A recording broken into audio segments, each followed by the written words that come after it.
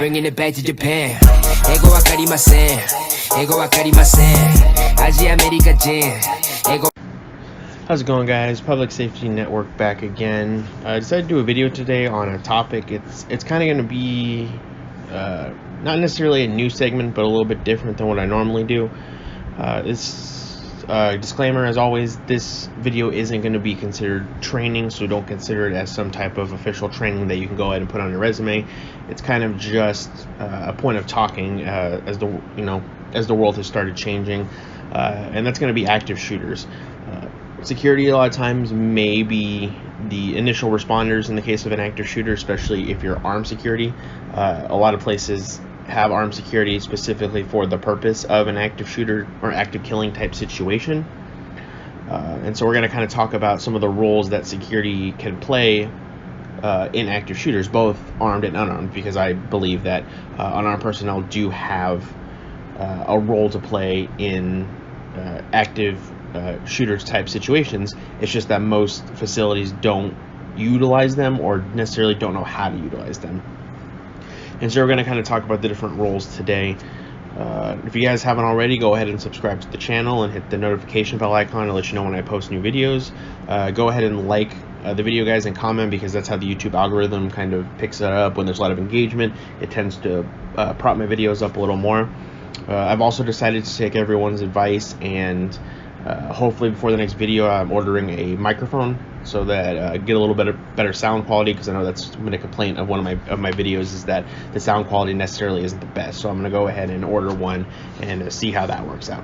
So to start with the topic, we're going to start with active shooter response, and in the video there's going to be some PowerPoint type slides. I'm not going to PowerPoint you to death, but if you want to go ahead and take a look, a lot of the information I talk about is going to be on a few of the slides that I throw into the video. So we're going to kind of start with the statistics. This is all coming from 2019. This is coming from both the FBI and Department of Homeland Security. And so we're going to kind of talk about those for a few minutes. So according to the FBI, there were 28 active shooter incidents across 16 states in 2019. So that was last year. Of those, there were 247 casualties, including 97 people killed and 150 wounded. That includes 2 law enforcement officers that were killed and 15 were wounded. And out of the 28 incidents, 11 were engaged by law enforcement or security personnel. Obviously, a few of them being engaged by everyday citizens with concealed weapons. It said out of 28 incidents, 12 happened at places of commerce, so businesses, 3 at educational institutions, 4 government facilities, 5 in open spaces, 2 in houses of worship, and 2 at healthcare facilities. All of these are what's considered soft targets, as they house large amounts of people in a confined area, so it generally makes them easy prey for someone trying to commit an active shooter type situation. However, because of incidents like this, places like hospitals, educational institutions, churches have started upping the security, providing armed security and training for that armed security to respond in situations like this. So one of the things we're going to talk about is necessarily what is kind of the role of security in an active shooter type situation. Obviously, armed security in most cases is generally going to be, hey, neutralize the threat. You're already there, you're armed, and you should be trained on how to respond to active shooter situations. Your job, whether it's just you or a team, is to neutralize the threat. Obviously, I generally don't condone a solo person trying to engage an active shooter, especially if there's more than one, obviously, because the odds are definitely stacked against you. However, I know there are people out there that would not be able to live with themselves knowing that they could have stopped the threat and they chose not to. So obviously, if you feel that that is you, then you're going to do what you're going to do. However, active shooters are generally best engaged in a team, but again, that's not always readily available.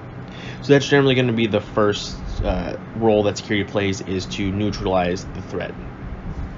Depending on how many people you have, you could have a second team that is also searching for other shooters, kind of like a cover team, kind of starting to weave your way in and out the area to try to find injured other shooters, or maybe even link up with law enforcement.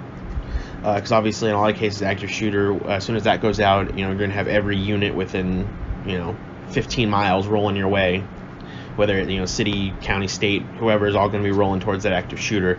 And so you're definitely going to need someone to liaison with law enforcement.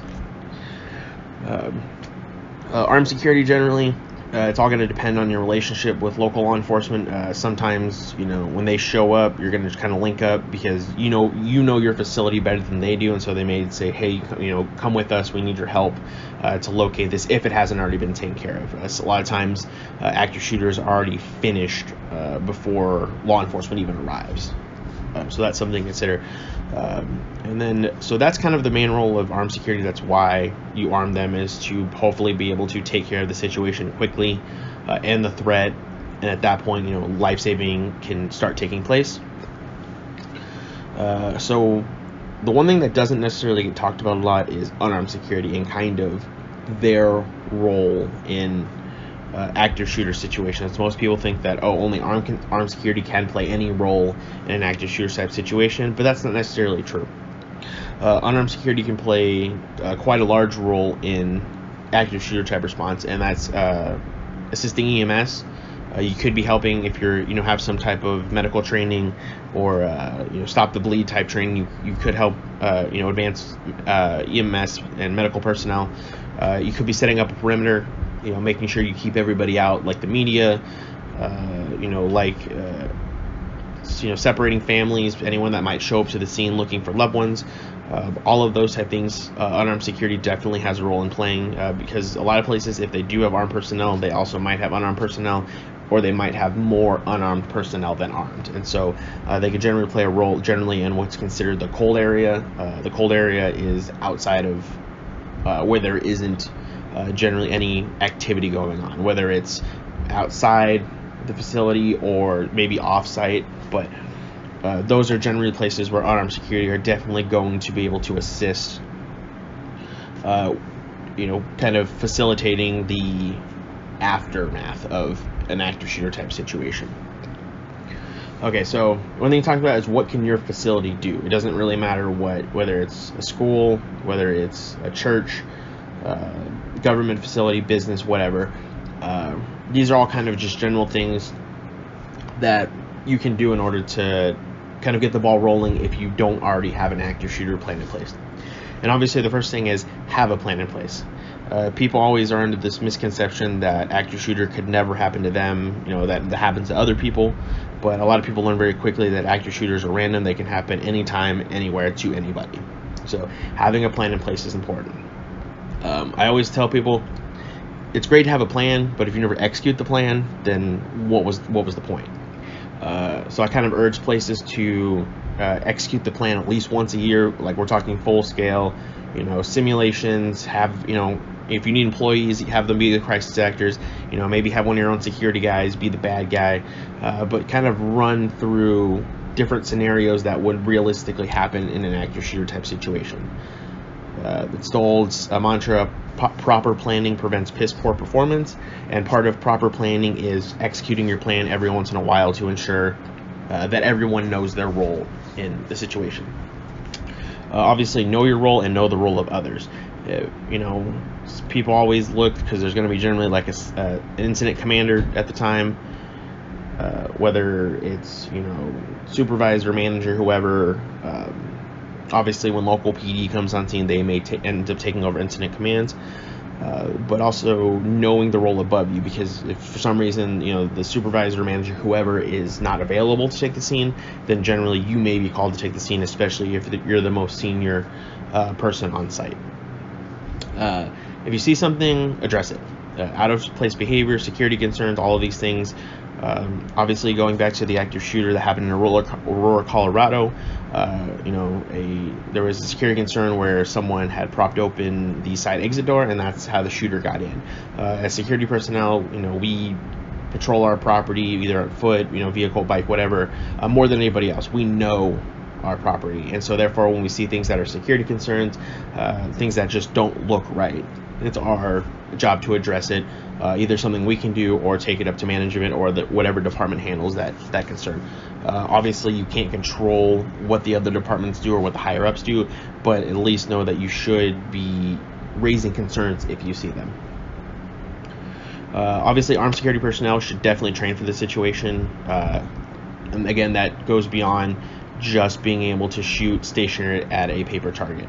I see this all the time with people who said, yeah, I'm a great shooter, but when they talk about great shooting, they talk about, at a stationary target with really no dynamic movement in there, no drills kind of thrown in there about engaging either a target or multiple targets. Really when it comes to security, especially armed security, you need to spice up your training a little bit. You need to do drills and training that would be condensive to real life, because in a real life situation, the shooter is not just going to realistically stand there and let you shoot them. So making sure that your training is condensive to what could actually happen in a real life situation is probably the most important thing when it comes to firearms training and active shooter response. Unarmed security should definitely, again, still be utilizing an active shooter plan, especially when you run a drill. They should know their roles, because again, if you don't ever execute the plan, no one's going to know what they need to do when the time actually comes. So make sure you incorporate all security personnel from management level down in these types of drills, so that people know what their role is. And the last thing is coordinate ahead with local law enforcement. A lot of people have some, usually, especially if you live in a major metro area, you have local law enforcement, you have county sheriffs, and you have state troopers, kind of liaisoning with them ahead of time, kind of coordinating different responses to different types of situations, and also maybe including them in your drill once a year. I know a lot of places that I've worked where we had active shooter response, we did coordinate with local law enforcement ahead of time, so that they would be a part of the drill. And so I think that adds a lot more to the realistic of the training, is having not only your security personnel but first responders showing up on scene, and so that everyone again knows what to do when if the situation happens.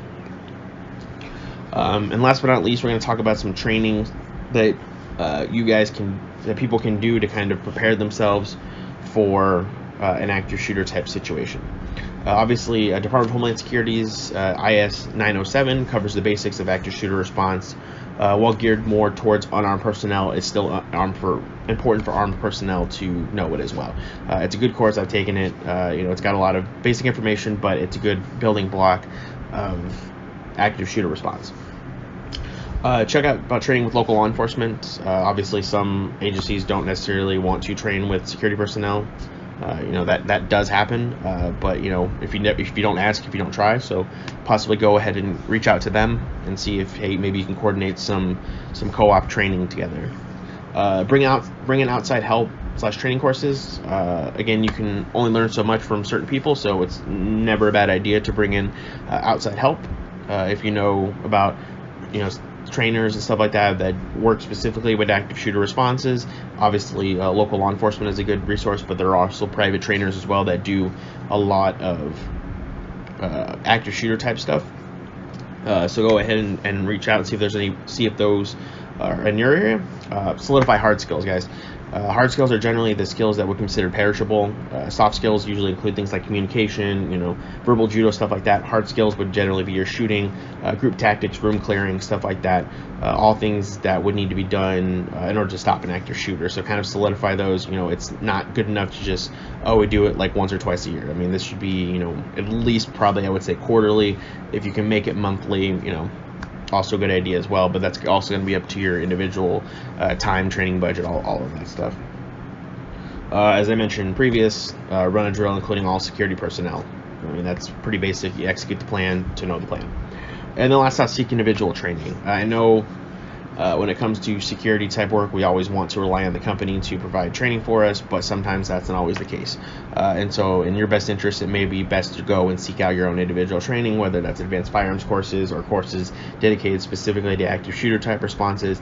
All of these things are just going to build on what you already know, and again, can help you further your career as well, especially if you're very knowledgeable about these types of situations. But that's all I got for you today, guys. I've been rambling on for almost 15 minutes now, probably one of my longest videos in a long time. But thank you again for the support, guys. I just hit 1,500 subscribers, and I want to thank everyone for that. Go ahead and keep pushing out my content. Share it, like it, comment.